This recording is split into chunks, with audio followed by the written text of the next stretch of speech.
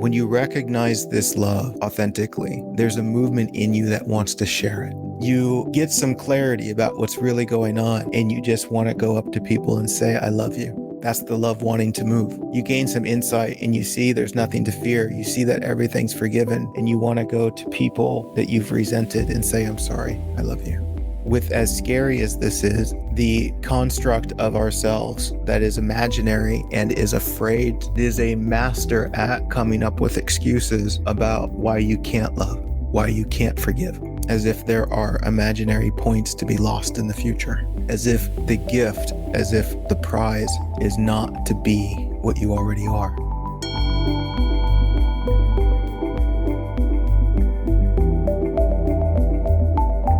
On the program today, I've got quite the challenge. As I reflect on this topic of see it, feel it, share it, there's so much I would love to communicate about this.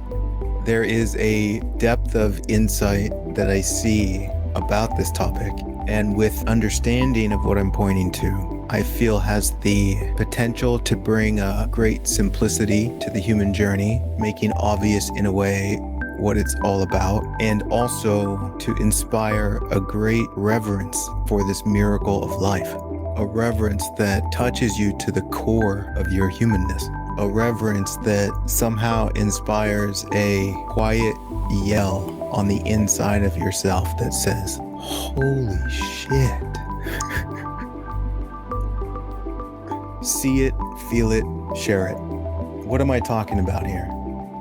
This program is called Holding Space for Love to be Seen. So that's a bit of a hint.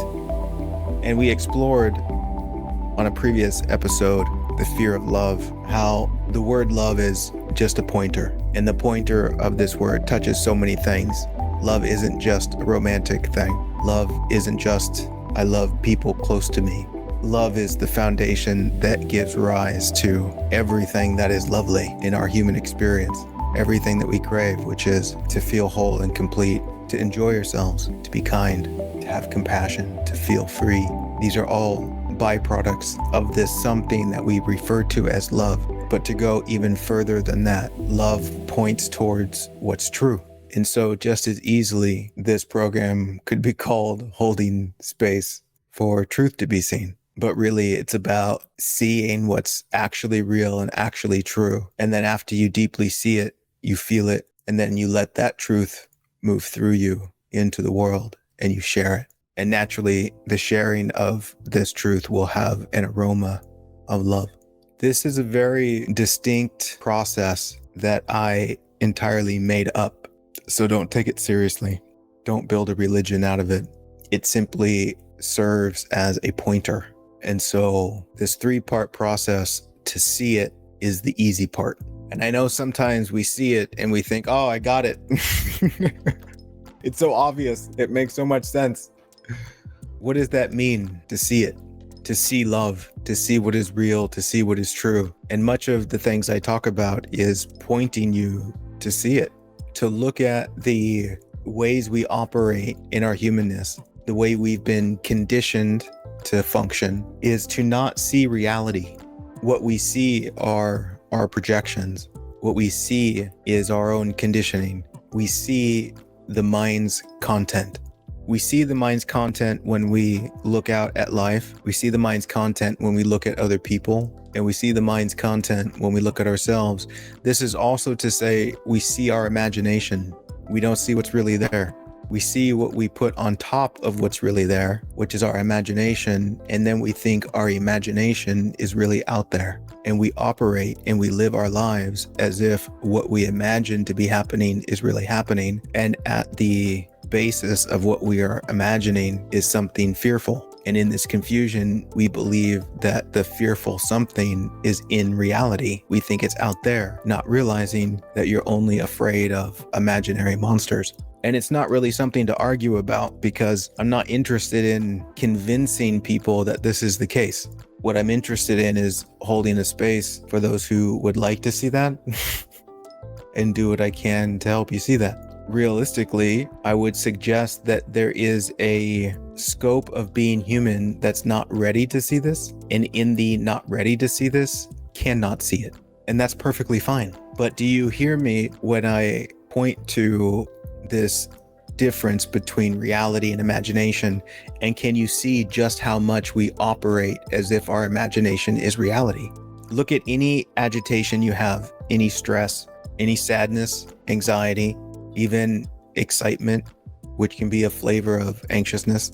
Can you see that what you're responding to is your imagination? You're not responding to the here and now. You're not responding to life, what's real. You're responding to what you put on top of it, thinking that what you put on top of it is out there. And this sets up a disaster in our human journey. And we can live our whole life believing that reality is what we imagine it to be and never see beyond that. And again, that's fine. It has its place. But for many, there's something that wakes up on the inside and says, what's really happening? What's really going on?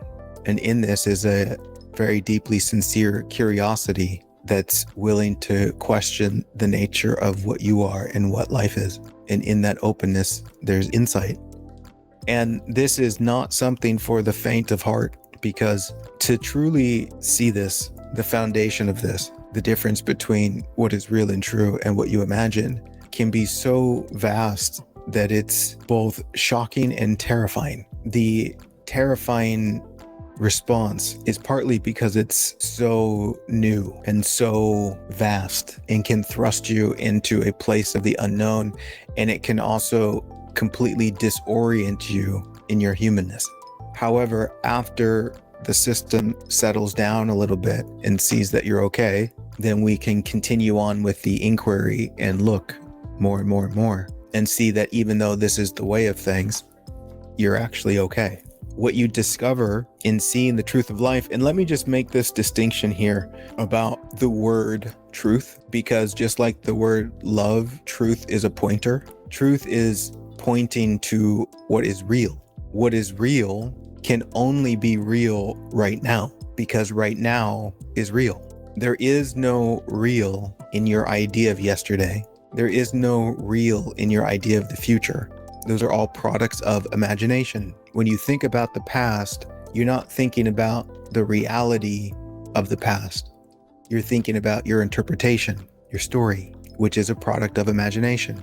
This is also why spirituality is intimately tied with the concept of being present, because spirituality points you towards what's real. And right now is real. Right now is where all the magic is. Right now is where the real prize is. Right now is where you will connect with the soulful longing of what you crave. And this is what we are inviting you to see.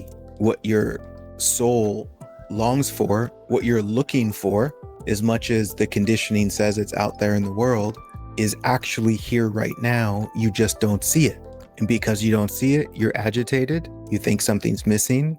And so you frantically run around trying to get away from this moment so that you can find what you think is missing. And so the invitation in see it is to see the truth of things, which is also to see that you're not missing anything. Because what you crave is what's real, right? We can say, oh, I crave something that's authentic. What is that other than what's real? I crave love. What is that other than the reality of love? A real love, not a superficial love, not a conditional love, which are all based on imagination. Something in you craves what's real. And this destroys what is unreal, which is everything you're holding on to in the past and in the future. And these things we hold on to give us some sense of practical grounding in our human experience, even though it creates a tremendous amount of disharmony. It's like, at least it's something. And so we hold on to those things for a sense of groundedness, but we're holding on to something that is superficial and unreal, so it doesn't ultimately satisfy. And to connect with what's real, you can't hold on to the unreal and connect with the real. That's what we try to do. If you really want to enter this space of the real, you have to release what is unreal. If you really want to be the truth of what you are, You have to let go of the facade. You have to let go of trying to be something you're not, or wanting other people to see you as something. So that's the first step, is seeing through that illusion that mistakes imagination for reality, which will expose a profound love. And again, I say that word love as an all-encompassing something that can't be described, but it feels lovely. It is a great coming home to the truth of what you are, and it's been described as a pointer as something called heaven. Part 2, feel it. This is the most difficult part. Difficult in that it's an extension of part 1 that requires the great letting go in order to feel it deeply. If we are to feel this truth, to embody what is real, to be what is real, you have to let it in. And we have, understandably, adorably, and compassionately, so many walls that we've built up over time to protect us from this very thing, protected us from making contact with what's real and true, because it can be so damn scary. It's like stepping into a vast, vast unknown, a deep emptiness where there is nothing to hold on to, where there is no reality to who you think you are, because who you think you are is a product of imagination. And in this character that we imagine ourselves to be, we hold on to that character so much because, again, it gives us a sense of identity, but we're drawing that sense of identity from something that is imaginary, from a story. I'm this, I'm that, this happened, that happened, na na na na na na. And then to see that there's no reality to any of that, then it's like, well, who am I? And when we've spent a life building up an identity based on imagination, even if it painfully gives us a sense of grounding, we don't want to set it down. And because we don't set it down, we're too full of nonsense for the splendor of life to come in. It's much like we talked about last time on the fear of love, how we're actually afraid of love because we haven't reached that image of who we think we're supposed to be. We push away love. We say, not yet, not yet. I haven't lost enough weight yet. I haven't gotten the right job. I haven't made enough money, right? All these things, and on and on and on and on. And so we say, when I get there, then I'll be open to love. When I think I'm lovable, which is conditional love, not a real love, then I'll be open to it, right? So that says, no, not now, not now. And so I really invite you to see that that's happening so that you can be aware of the barrier. How even though you can see these things that I point to and they make extraordinary sense, and to the point where it's like, well, that's obvious. We can still see this, but be incredibly guarded and not let love in. And I get it. And I understand. It's scary. And when you see that in some way or another, this is why you're here, this is the only thing you're looking for, is to connect with reality, to see the truth, right? How long has that been said, right? It's saying that human beings are here to see the beauty and brilliance of what they really are, as they are already. They're here to see what's true. And this is the fundamental opportunity of being human. This is what it's all about. This is the game being played to come home. You come into this experience in a haze of forgetfulness, which is part of the adventure, so that you can remember. You get lost so that you can find yourself as part of the game. And we're going about that in all sorts of extraordinary ways that ultimately fail, but in the failure is a teacher, so it is also success. By finding out where it's not, you get closer to finding out where it is. And the deeper you drop into a sincerity about what you're really looking for, beyond the facade of what you're looking for, But the more you get honest with the voice in your heart, it becomes more and more obvious that what you're looking for is something real, which is why most of us find ourselves on some sort of spiritual path, even though we can get just as lost on a spiritual path.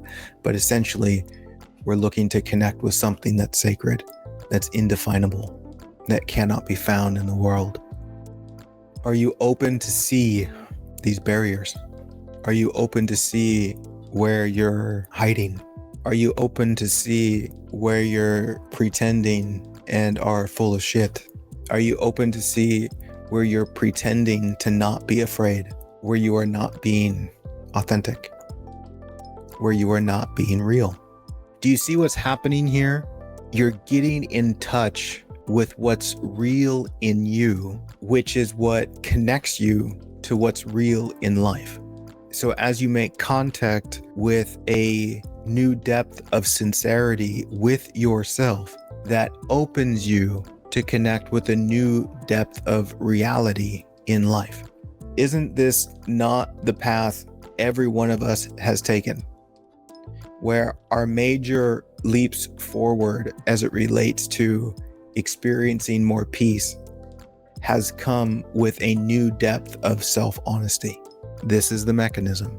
And before you stepped into that new depth of self-honesty, you were super scared. I don't know if it's okay to just be myself. I don't know if I can let go of this character I'm pretending to be, that I want other people to see me as. It's exhausting, but I don't know if it's safe. And then it becomes so exhausting, so painful, that you end up collapsing. And in your exhaustion, you surrender to the truth of things, which is the great letting go. And it's not always pretty from the perspective of human beings, but from the perspective of life, it is beautiful. You are giving yourself back to yourself, finally. And then in this, you gain deeper insight. A love emerges for what you are, a deeper love for others, and a deeper love for life. Now, as you go through this cycle of see it, feel it, and share it, it'll come back around. It's not a one-time thing. It's an in and out breath throughout your whole life. It's a cycle. And in this cycle, it is the forgetting and remembering, the in and out breath, the high tide, the low tide, the night, the day. The forgetting is part of it. It's what allows for the remembering. Part 3, sharing this love, which expresses itself in a unique and creative way that will never be duplicated throughout all of existence. It is an original love. After you see it, after you feel it, which is also to be it, because when you feel it, what you're feeling is you. You are that. So the feeling it is also being it. After step 1 and step 2, this love, this truth has to move.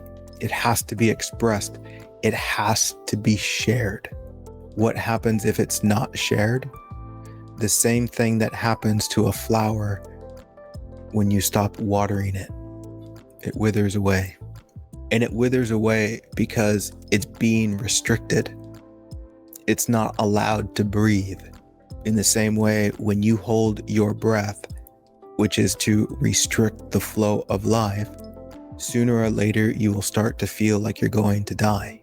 And if we don't share this love, if we don't allow it to take over and express itself, you will feel a knot in the core of what you are that seems to destroy the energy of aliveness in your being.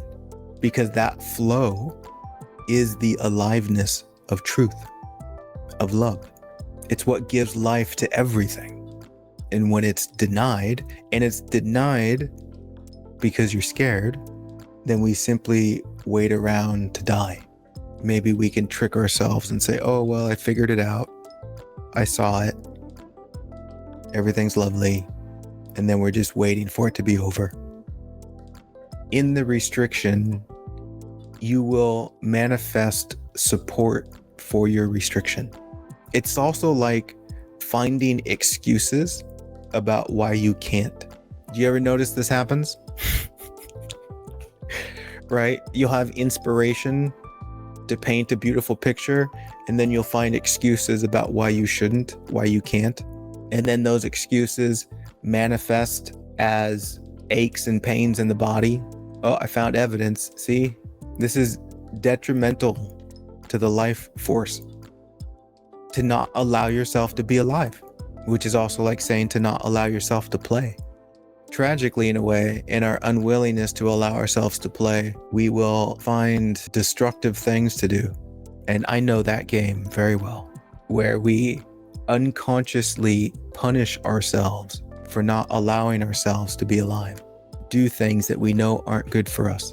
Do things that poison the aliveness of the body, trying to find some semblance of superficial satisfaction rather than being alive. When you recognize this love deeply, when you see it and you feel it authentically, without even trying, without even thinking about it, there's a movement in you that wants to share it. You get some clarity about what's really going on, and you just want to go up to people and say, I love you. That's the love wanting to move, to share. That's why it's there. You gain some insight and you see there's nothing to fear. You see that everything's forgiven, and you want to go to people that you've resented and say, I'm sorry, I love you.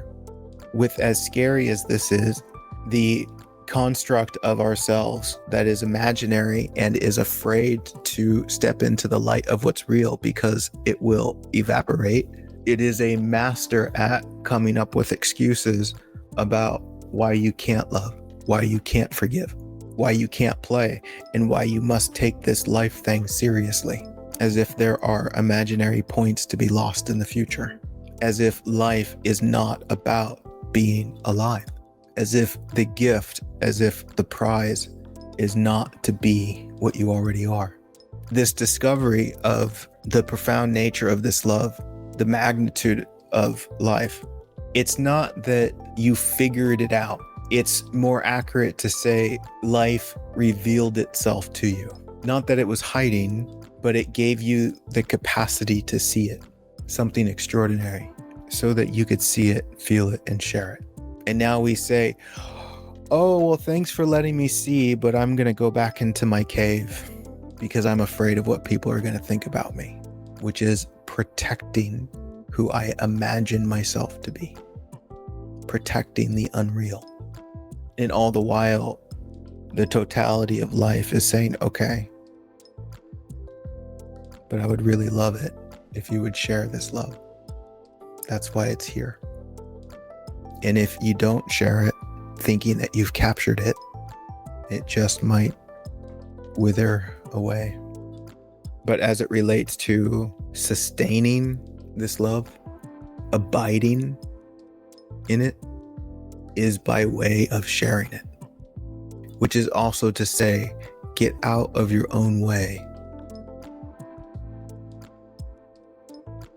and do the work you're here to do.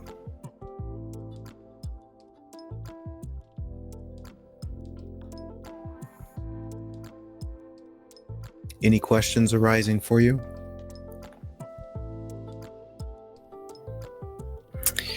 I have a question that came in. Not a question, statement.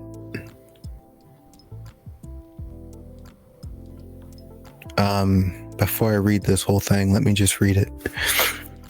I've once been there, finally surrendering out of exhaustion.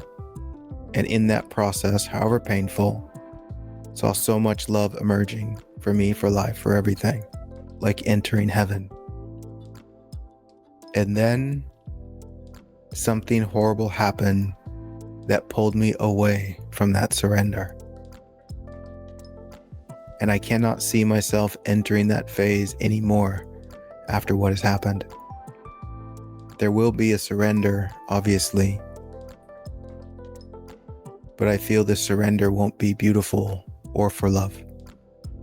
But having said that, I hope this episode in particular will be available for re-listening over and over and over and over again.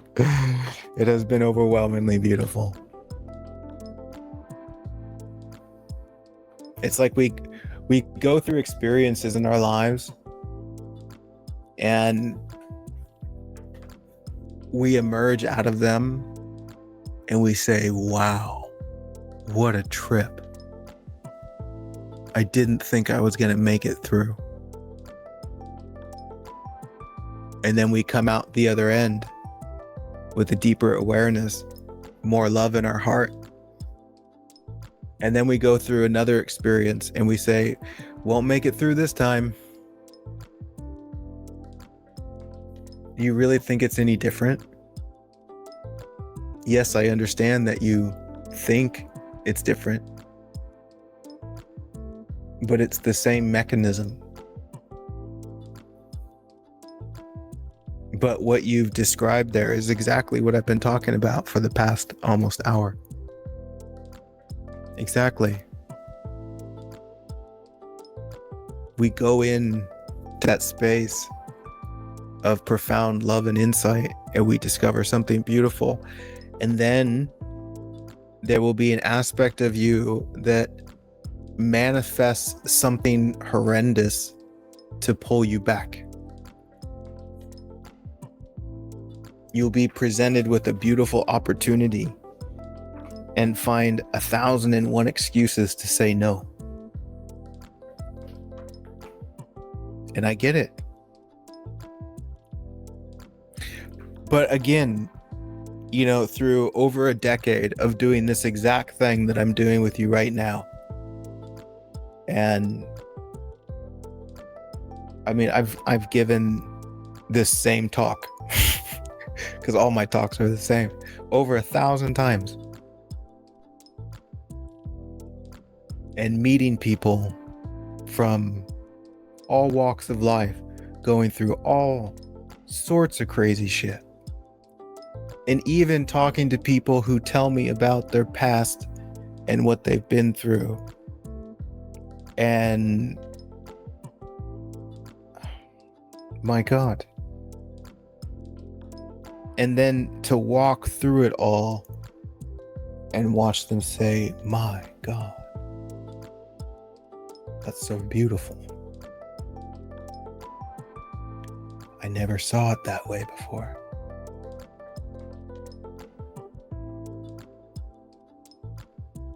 I wouldn't trade that experience for anything.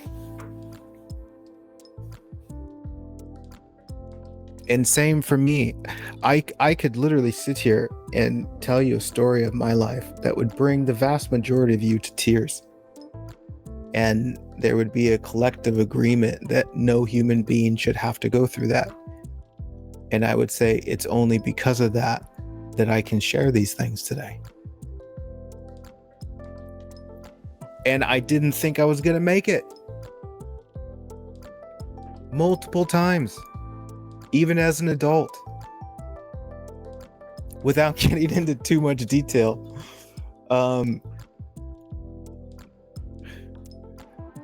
Not long ago, 6-7 years. No, I don't know. Anyway, I was in a really good place. And I was, you know, just kind of enwrapped in this beauty of life. And saw no problem, no concern at all. And then life found the one thing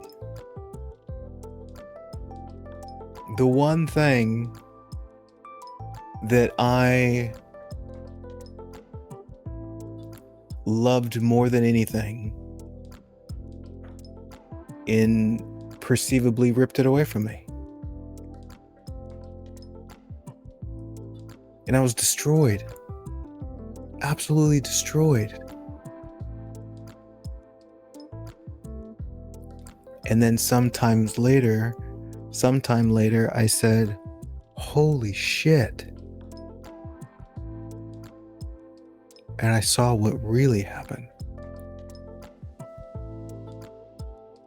And all I could do was bow to life and say thank you. No, it's not what I wanted, but I needed to see something. And that seeing something gave birth to a love that I now share.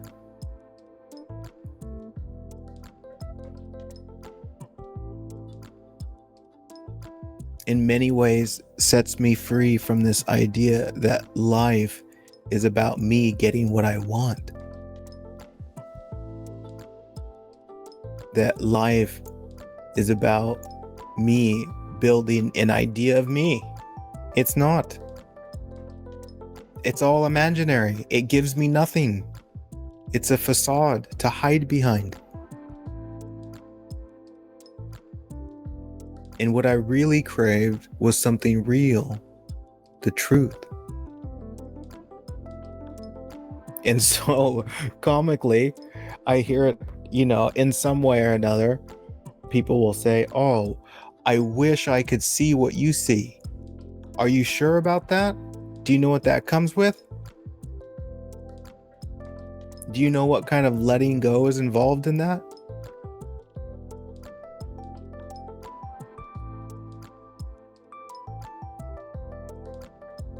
No, don't want to see what I see. Want to see what you need to see. And you see what you need to see right where you are in your life, where you're at. Eloise says, I feel really far from the truth and love today. How do I get back? My dear, see that you never left.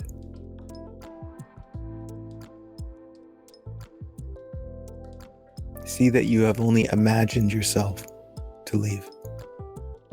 You only imagined a distance, not really there.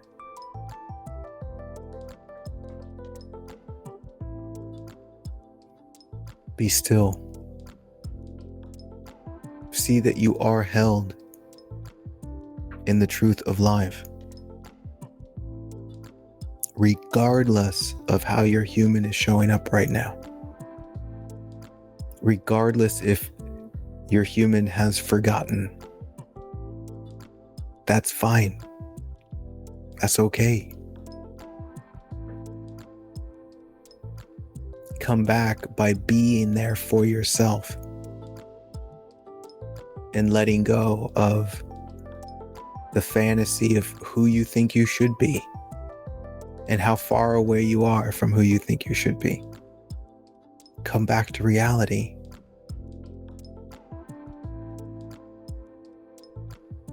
See that what you really are is the life that holds space for your human to be on this journey, which sometimes is a journey of forgetting, and this too will pass.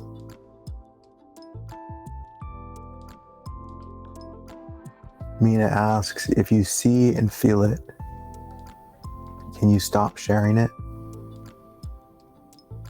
If you don't really feel it, can you share it? You can't share it if you don't really feel it, because you can only share what you have. You can only share what you are, what you're being. You can pretend to share it, which is kind of gross. You can pretend to be loving. You can pretend to be kind. But in many ways, that's just a self-rejection of how you truly feel. Trying to live up to an expectation because you're afraid of other people not accepting you. If you see and feel it, can you stop sharing it? Yes, you can. Even though to see and feel it, there is a very natural and effortless move to share it. However, the ego will stand up and get in the way and say, no, it's not safe. It will find excuses. This is how we get in the way. And again, there's no room for judgment of that, because that's just more getting in the way. The invitation is just to see that you get in the way and be honest about it. And in that honesty, maybe it inspires a conversation with life and says, help me. I see that I'm in the way. I see that I'm scared. Scared about what? And then be honest about what you're scared about. Start there. Start with a radical self-honesty, which is really a radical honesty between you and God, between you and life.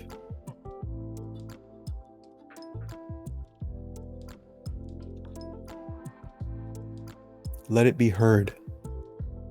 And it can be incredibly helpful to find support in that. To have someone there to hold a space for you. And if you don't have that space, then ask life for support in that arena.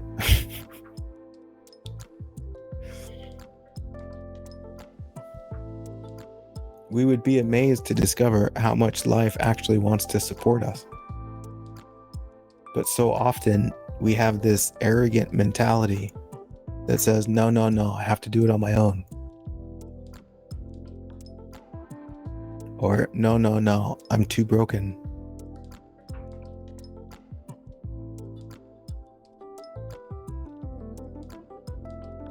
And that is just a protection mechanism that avoids vulnerability. And real vulnerability is a doorway into what's true, which comes first before you feel it. So if you don't allow yourself to be vulnerable, you won't feel it, which means you won't share it, which means something inside of you will slowly start to feel like it's going to die. Sita says, I understand more now after your talk than I did before. I have been withholding love on a grander scale. Yeah, that's what we do. And it's super sweet. You know why it's super sweet? Because it's all based on an innocent misunderstanding. An innocent misunderstanding. Not a misunderstanding to judge. Not a misunderstanding that is evidence of you doing it wrong or evidence of you not being enough. It's a very innocent misunderstanding that makes perfect sense why you would have that misunderstanding. Perfect sense. Of course you have that misunderstanding. Look at the journey you've had. Of course. Look at the conditioning. Look at the environment.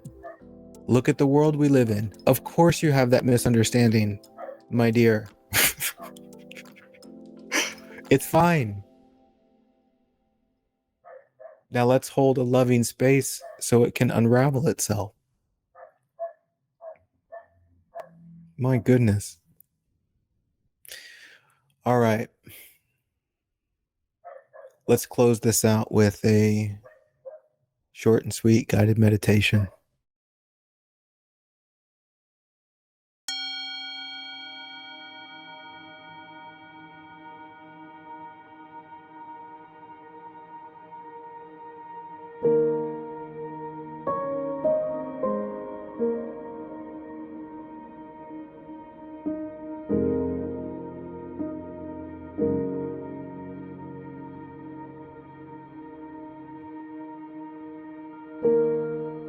We're going to take a very quick journey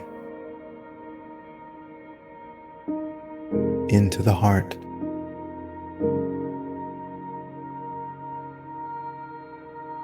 We can compassionately and very, very gently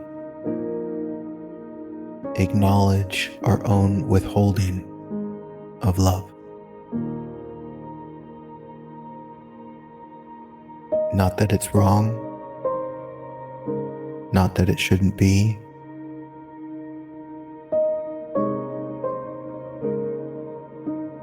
but we can just see it and say, oh my goodness,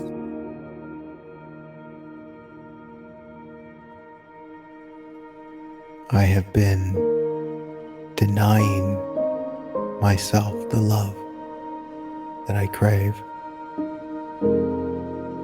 by not allowing myself to share the love that I am.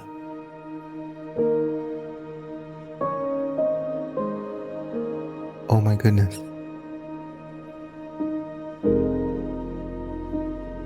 And in the sweetest and most loving way, we can say to ourselves, oh my dear, I see you. And I'm so sorry. And I want you to know that I love you. I just got scared.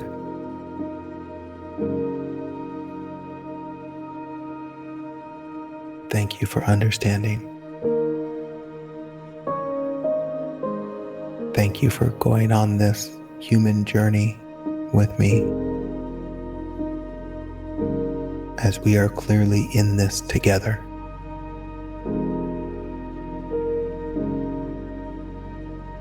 I'm sorry I've taken things personally that aren't really personal.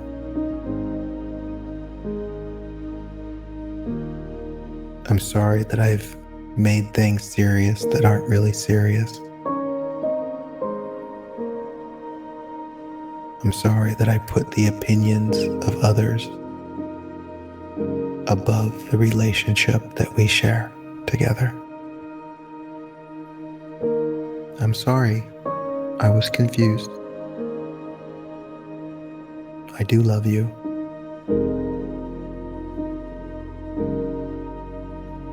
We're going to get through this together.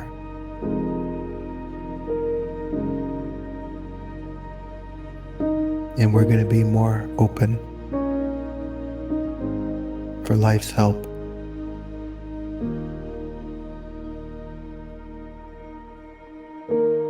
We're going to be more open to being kind to ourselves so that we can authentically be kind to the world.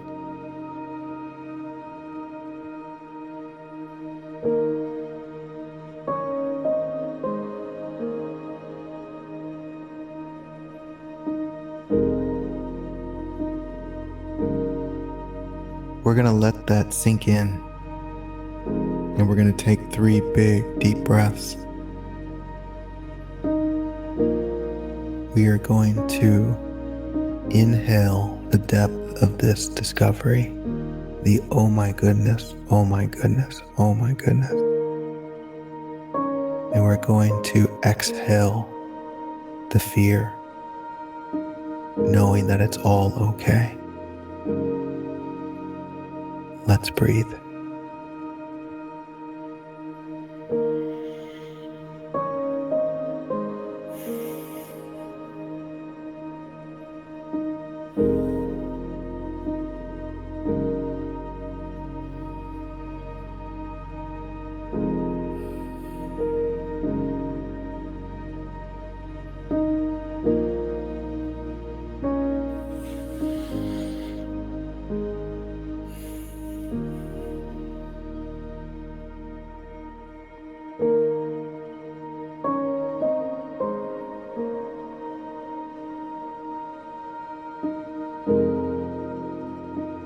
There's been 1,000 times in this journey called life that we thought we weren't going to make it.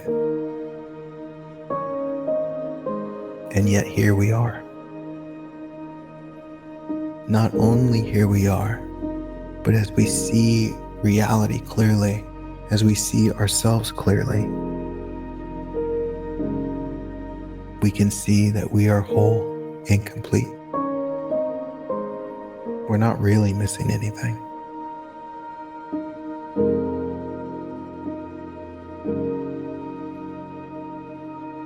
And so now it's time to honor the life that we've been given and honor this discovery of love that life has shared with us.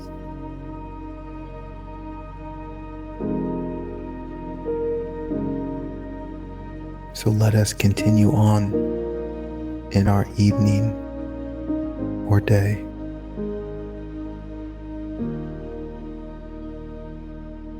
with a spirit of love and play. Thanks for meditating with me.